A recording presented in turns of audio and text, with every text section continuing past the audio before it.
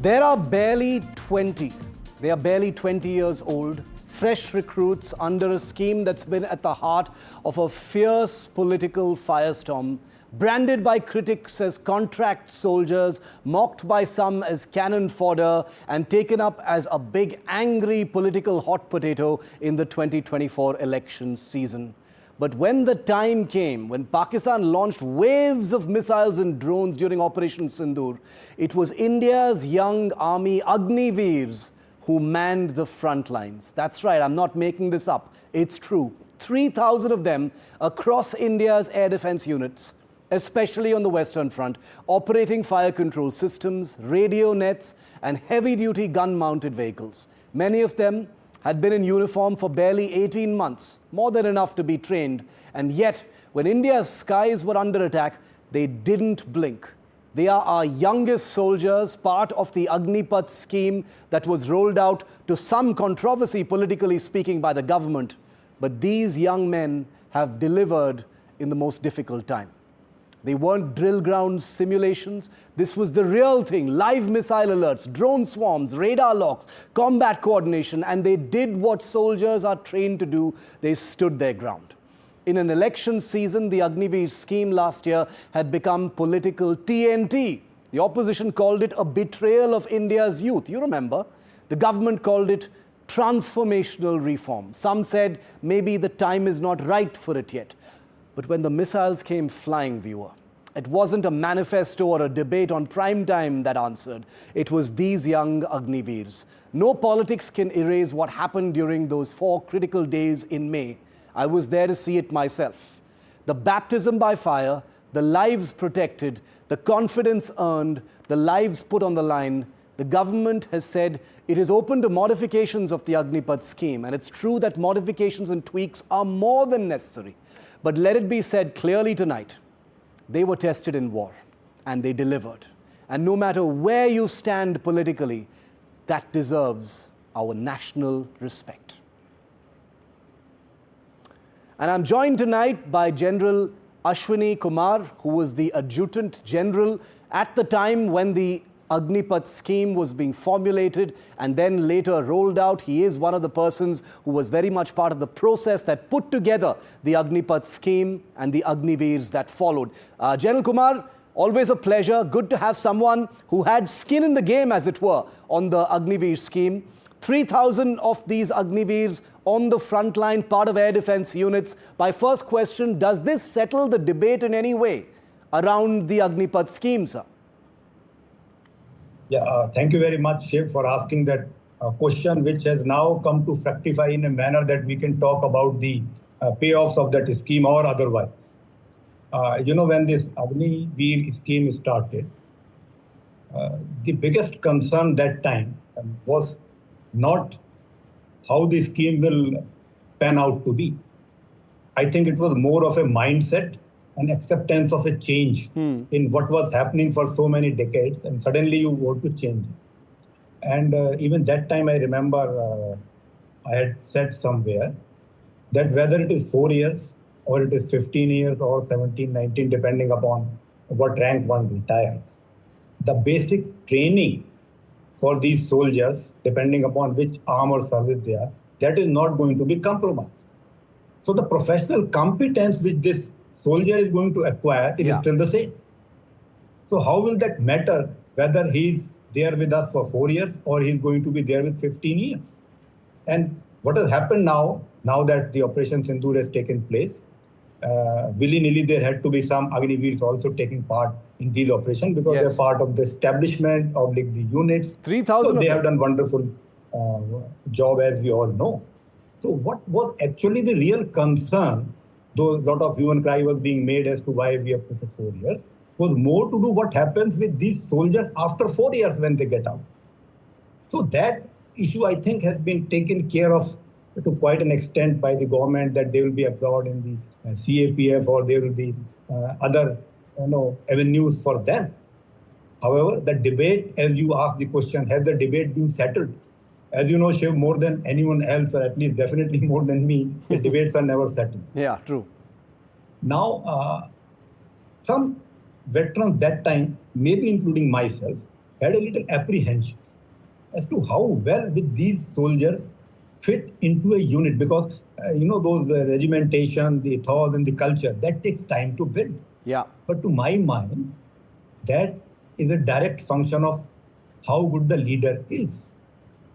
As long as you know that he has to be brought up to that standard, the COs and the down below and the other JCOs, officers, they find ways and means, and as has been now proved in Operation Sindoor, that they have not been found wanting. So I think to that extent, there is no difference as far as performance is concerned, whether it is Agniveer or the erstwhile soldiers who are still there in the units. So I think I'm very happy that those days we used to question people like me as to why it is happening. And I used to always maintain that granted to the hierarchy who have taken this decision, they would have thought through it. It doesn't happen that you just make a knee-jerk reaction. It was a well-deliberated decision, and I think it has come to be proved right that way.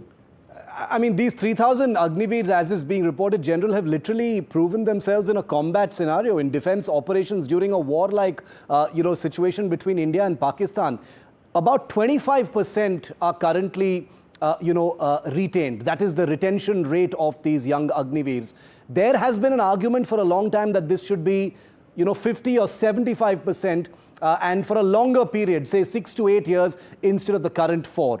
Does Operation Sindoor provide the push for that kind of modification?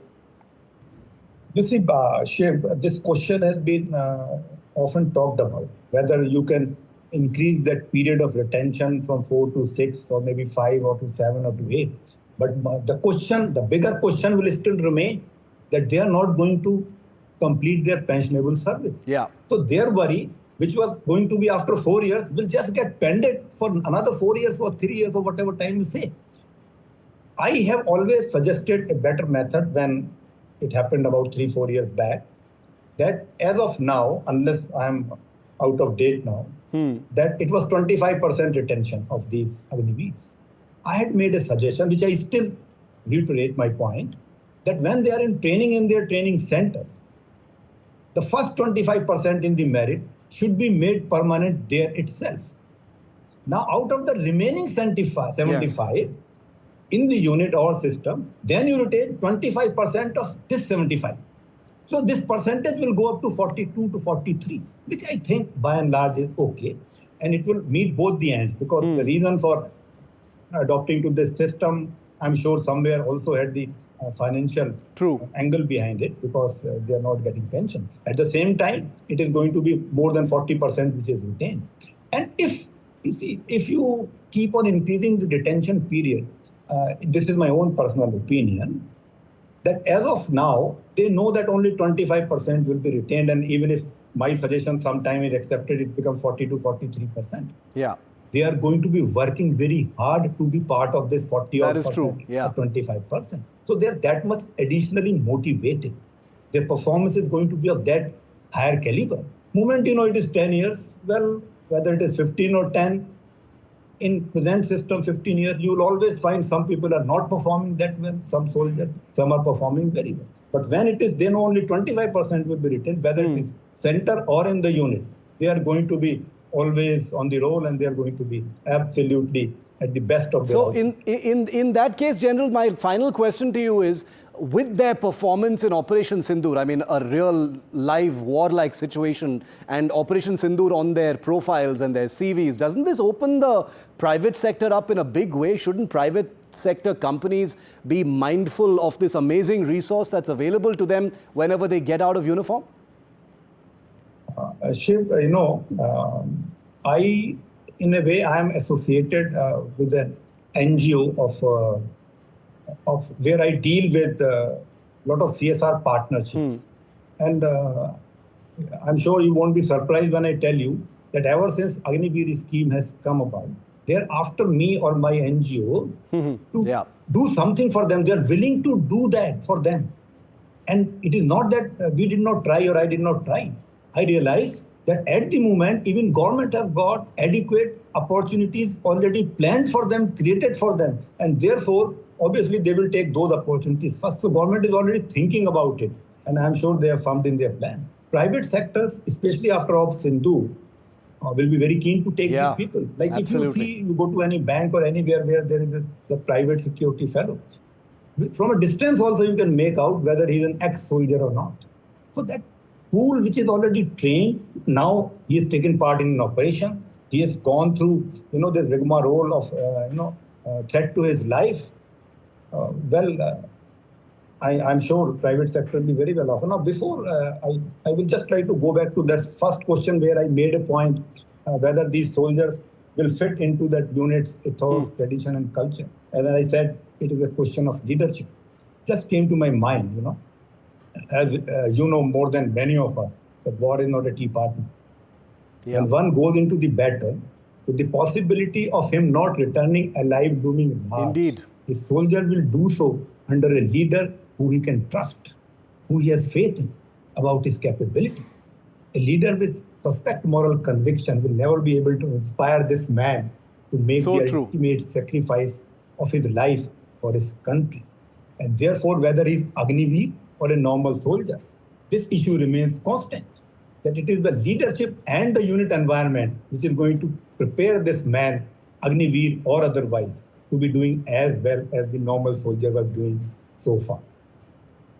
It's incredible. I have goosebumps hearing this, General Kumar, and thank you for your words this time. We salute all of our Agniveers, and I promise viewers of India Matters that I will do a show with these brave Agniveers who've been at the war front, just in their 20s and putting their lives on the line. What an incredible story. Well, that's it on India Matters tonight. Thanks so much for tuning in.